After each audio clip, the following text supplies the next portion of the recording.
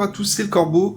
On continue à faire des décors, toujours pour le jeu Le Seigneur des Anneaux, Voyage en Terre du Milieu, mais ça sert pour ce que vous voulez.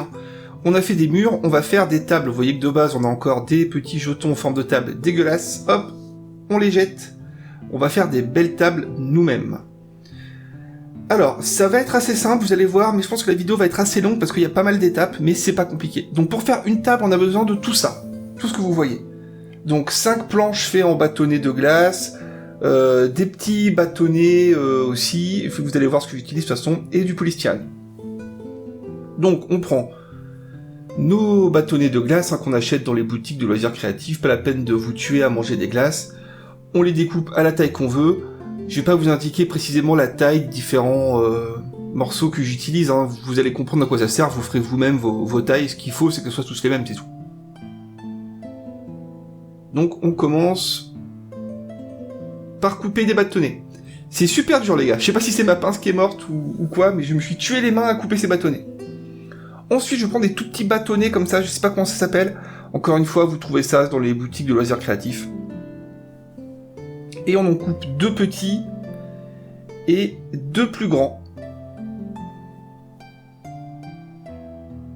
Des tables, je vais en faire 3. En fait, on va en faire 4, mais j'en ai fait une en avance, pour voir si ça marche quand même. Donc là, on va en faire 3, 3 plus 1, 4. Je prends du polystyrène pour venir tailler mes petits cubes.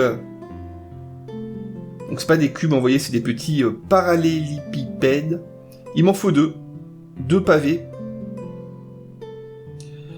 Ensuite, il va falloir faire 2 parallélépipèdes encore, mais plus plats, vraiment plats. Ça va être la base de la table, les pieds en fait. Enfin, les supports des pieds plutôt. Vous allez voir. Donc voilà, j'en fais 2 comme ça. Ils sont très fins ceux-là, vous voyez. Et ensuite, 4 petits cubes pour faire le banc. Parce qu'on va faire des bancs aussi, bien sûr. Une table, si on a rien pour s'asseoir, ça sert à rien.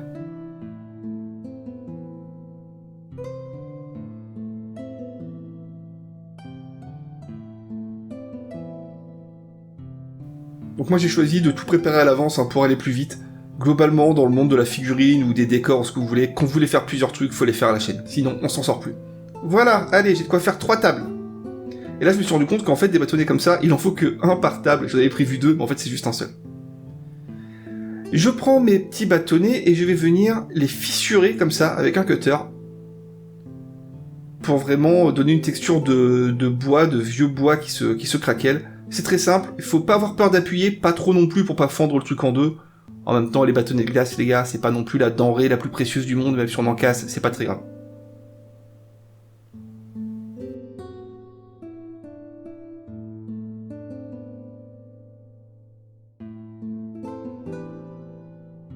Ok, on a fissuré nos petites planches, on va commencer à assembler la table.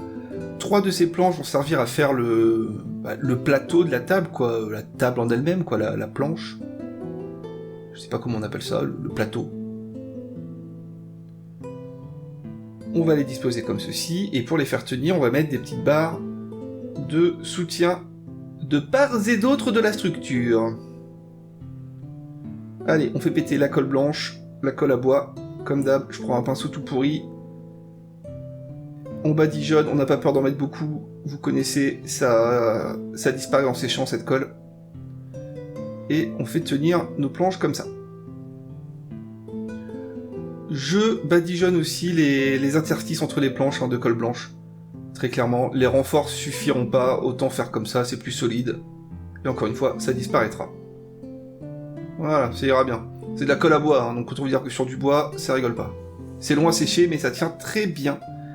Maintenant, je prends ces petits cubes-ci, on en a 2, et je vais venir faire comme sur la planche, les texturer, donc tracer des lignes verticales pour faire un effet bois. Ah, le chat vient nous dire bonjour, comme d'habitude. Donc là, je sais pas pourquoi, j'ai voulu prendre ma lime pour le faire, mauvaise idée. On reprend le bon vieux stylo bille, c'est ce qu'il y a de mieux pour texturer le polystyrène extrudé au final. Et on fait des traits verticaux. Voilà, ça ressemble à ça. C'est pas dur à faire, et ça marche. Ces cubes-ci, on va venir les coller sur la planche du milieu, dessous.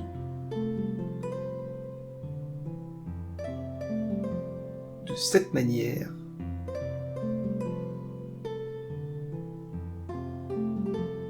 Donc je vais essayer de faire en sorte que ça soit bien droit. Voilà, on fait ce qu'on peut les gars. Vous allez voir que ces tables elles sont pas parfaites du tout. Mais c'est pas grave, ça fera des bonnes grosses tables rustiques moyenâgeuses. C'est pas un problème vraiment. Voilà, comme ça.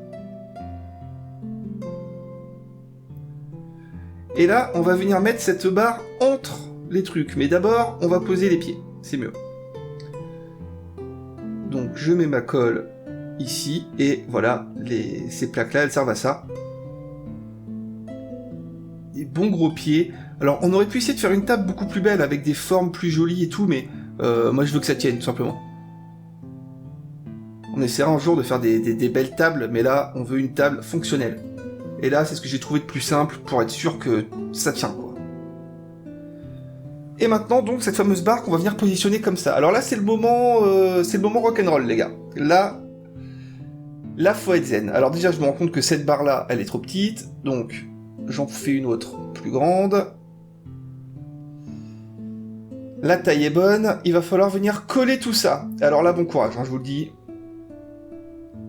Je mets de la colle des deux côtés, et la technique, elle est simple, c'est démerdez-vous.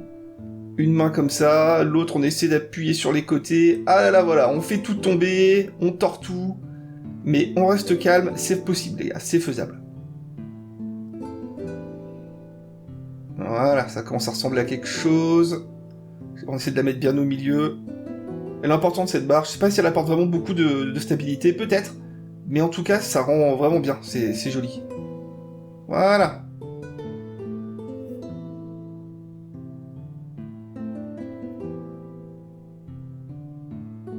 Ça commence à ressembler à une table. Et maintenant, on va faire les bancs. On aurait pu faire des chaises, mais encore une fois, on fait au plus simple, on fait des bancs. Donc sur ces cubes, on fait des petites stries pour donner notre texture de bois. C'est pas dur, badigeonnage, collage. Et voilà, on a des petits bancs.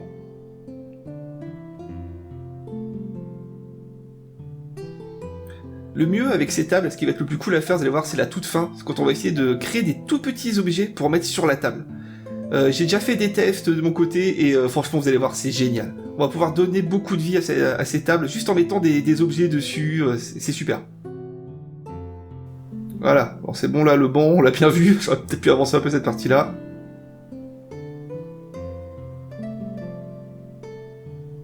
Maintenant, je vais prendre un petit peu de plastique comme ça, du plastique de blister d'emballage. Alors oui, il y a une photo d'opossum les gars, alors oui. Pourquoi ? Parce qu'en fait j'avais laissé traîner une table terminée à côté et je veux pas que vous la voyiez. Forcément je veux que vous voyez la réalisation au fur et à mesure. Donc j'ai mis ce qu'il y avait de plus simple, une photo d'opossum. Comme ça au moins vous voyez pas la table terminée derrière. Je vais venir faire des petites bandes avec ce plastique. Très fines. Oui le chat, il faut qu'il vienne dire bonjour, hein. Quand je fais une vidéo, dès que je parle tout seul devant le PC il comprend pas, faut qu'il vienne miauler. Voilà, je fais des petites bandes, alors c'est dur de bien les voir, elles sont transparentes bien sûr, là vous les voyez, j'en ai 6, 2 par table. Et à l'aide d'un compas, je vais venir perforer 2 petits trous dans chacun des coins de cette bande. Alors qu'on voit mes cheveux devant la caméra. C'est dégueulasse.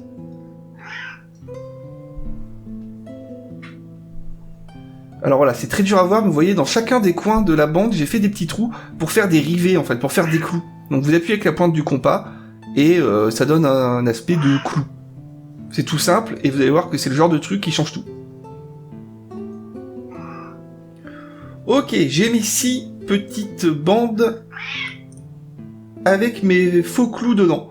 On va venir les coller comme ça, et ces bandes vont être en fait des renforts de métal qu'on va positionner dessus, sur notre table. Bah tout simplement pour donner un aspect plus réaliste, quoi, des grosses barres en métal qui renforcent la structure de la table. Je prends un peu de colle que je mets dans un coin de ma palette, avec un cure-dent, je viens récupérer un petit peu de cette dite colle, et j'en mets sur les coins. Alors là, le but du jeu, c'est de mettre les creux des rivets en haut. Vous voyez, quand quand j'ai piqué avec ma pince, ça a enfoncé le plastique, et donc il y a un côté creux, il faut le mettre au-dessus. On les pose comme ça. Donc là ça peut être assez chiant, surtout quand j'ai de la glu pourrie. De la super glu gel, c'est comme de la glu normale sauf que ça colle pas. Mais vraiment, c'est un truc de fou. Mais bon, on y arrive et on a une table montée. On fait ça pour les 3 et après on va attaquer la peinture. C'est parti pour la peinture comme d'habitude, on commence avec une bonne grosse sous-couche de noir. Peinture acrylique. Et on y va. Donc là on a différentes matières, mine de rien, sur notre table, on a quand même du vrai bois, du polystyrène et quelques plaques en plastique pour faire le métal. Donc la peinture c'est assez chiant, là la sous-couche franchement je me suis galéré, ça m'a pris beaucoup de temps. J'ai dû faire 2 couches sur chaque table, c'était galère, donc je vais vite passer je pense à la technique de la bombe.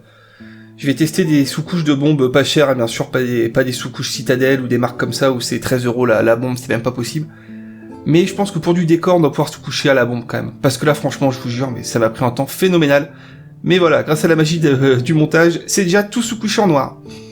Je prends du camouflage brun allemand de chez Prince Auguste et je viens faire un brossage à sec très appuyé, vous voyez. Ça reste du brossage à sec, mais on n'est pas loin de l'aplat de couleur, hein, vraiment. Et j'en mets partout. Je n'ai pas de peinture acrylique bon marché pour faire ça, j'utilise ma belle peinture pour figurines. Ne faites pas ça chez vous les enfants, c'est dangereux. Voilà, vous voyez, c'est brossé à sec, on voit encore du noir, ça amène de la texture, mais c'est vraiment très appuyé.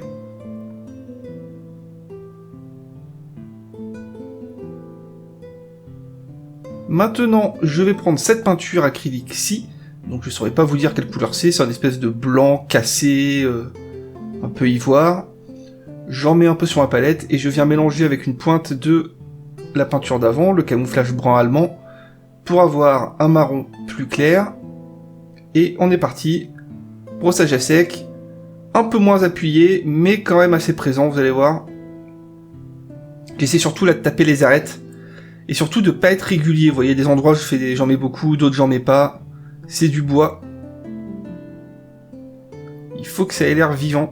N'oubliez pas que le bois est une matière vivante. Et c'est parti. Ensuite que j'ai fait ça, si ça se dit les gars, ça se dit. Je reprends cette fameuse couleur de blanc cassé pur et brossage à sec, léger cette fois.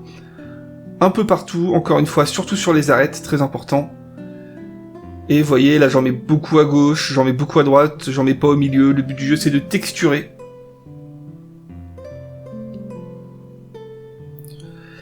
Et quand je juge ça terminé, eh ben c'est terminé, les gars, voilà.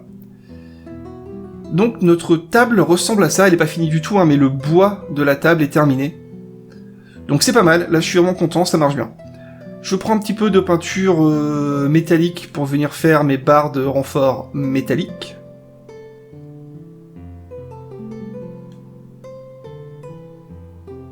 Là faut être précis, mais ça se passe pas trop mal.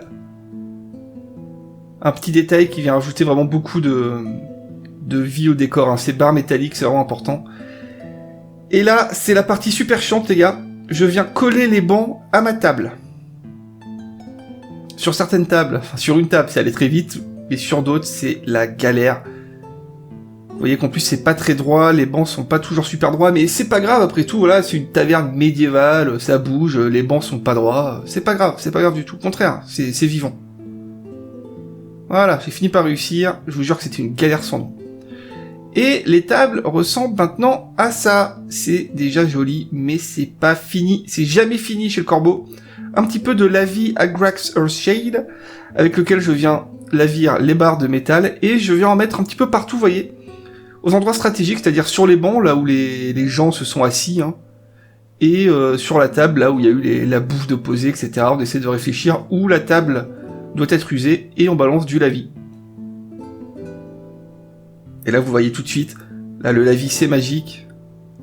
Ça marche très bien. Ok, allez, le meilleur moment, c'est maintenant.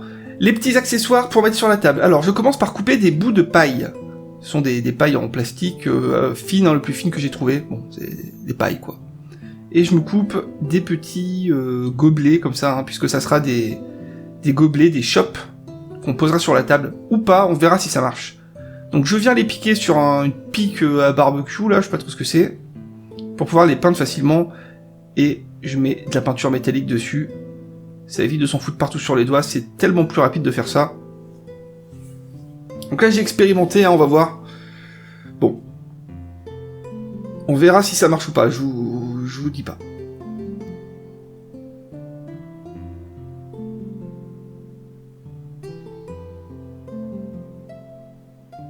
Ok, c'est peint. On pose ça sur le côté, on verra plus tard. Et maintenant, on va faire des livres, des tout petits livres qu'on va pouvoir poser sur une table. Alors pour faire des livres, c'est super facile et c'est super cool à faire. Il vous faut du papier, vous faites une bande de papier de la taille que vous voulez, et vous faites la technique ancestrale de l'accordéon. On a tous fait ça, je pense, des accordéons de papier. La petite subtilité, c'est que quand on arrive à la fin, vous voyez, à ce moment-là, on replie par-dessus, comme ça, voilà. On coupe ce qui dépasse. Enfin, attention de pas tout couper, sinon c'est mort. Et on a les pages d'un livre, un petit point de colle, que j'applique avec le cure-dent pour être sûr de pas en foutre partout, pour bien refermer tout ça. Voilà. On peut pas faire plus rapide, les gars. Ni plus simple. Beaucoup des techniques que je vous montre en vidéo, je les ai trouvées ailleurs. Faut pas croire que j'ai inventé l'eau chaude. Non, c'est des techniques que j'ai vues ailleurs, que je repique, que j'améliore un peu. Des fois que j'améliore non, mais que je personnalise. On va faire la couverture du livre avec du carton. Vous voyez, c'est du bon gros carton, de boîtes de céréales, de gâteaux, de ce que vous voulez.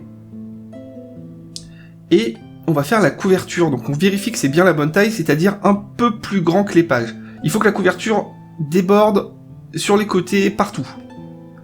Je l'applique avec un cure-dent pour vraiment créer la tranche du livre, hein, vous voyez. Je pense qu'on peut trouver mieux qu'un cure-dent, mais ça marche quand même pas mal. Ensuite, je viens le peindre. Sur ce genre de carton, il y a toujours un côté plastifié et un côté carton. Donc le côté plastifié, c'est ce que je peins là, c'est galère à peindre. Le côté carton, ça se peint très bien. Donc le côté carton devrait être l'extérieur de la couverture. C'est plus joli. Et vous l'avez compris, on vient emboîter les pages dans la couverture. Et ça nous fait des petits livres à quelques points de colle. Hop, et voilà le travail. J'en ai préparé 3, un rouge, un marron et un vert. Ça va vite, hein, vraiment. Et c'est super joli. Ce qui est dur, c'est de trouver la bonne taille, en fait. Il faut vraiment les faire le plus petit possible. Je viens les coller sur la table. Donc je les mets un peu en vrac n'importe comment, j'en pose un dessus comme ça pour donner un peu de vie. Et voilà. Bon, on va venir peaufiner ça rapidement après avec du lavis et tout, vous allez voir. Mais bon, déjà là, on a une belle table. Ah, c'était technique, hein. Faites pas tant que ça. Nos petits gobelets, donc j'essaie de le poser dessus, voir ce que ça donne. Là, je me dis que c'est pas mal, mais que c'est pas ouf. Donc, pour l'instant, je colle rien. Voilà. On verra plus tard. Et en fait, on verra pas plus tard, puisque j'ai choisi de pas aller plus loin, de pas lavir les livres. J'ai fait un test, ça sert pas à grand chose. Donc on s'arrête là. On a 4 tables. Une table avec des bouquins. Une autre, vous allez voir, où j'ai mis un petit parchemin en papier. Et 2 fameux gobelets faits de paille. Et c'est terminé, les gars. Alors là, je suis content de moi. Je trouve que ça rend vraiment bien. Donc c'est cool. Il me reste plus qu'à vous dire, rejoignez le Discord si vous voulez. Le lien est dans la description. Amusez-vous bien, abonnez-vous, mettez des pouces, faites ce que vous voulez, c'est pas grave. Le plus important, c'est que vous fassiez des décors. Prochaine vidéo, on va revenir, je pense, à de la peinture un petit peu. Il faut qu'on finisse notre boîte du Seigneur des Anneaux. Et l'an prochain, j'annonce le début des vidéos de jeux. C'est sûr, ça va arriver. Le chat vous dit au revoir, je sais pas si vous entendez. Ciao tout le monde.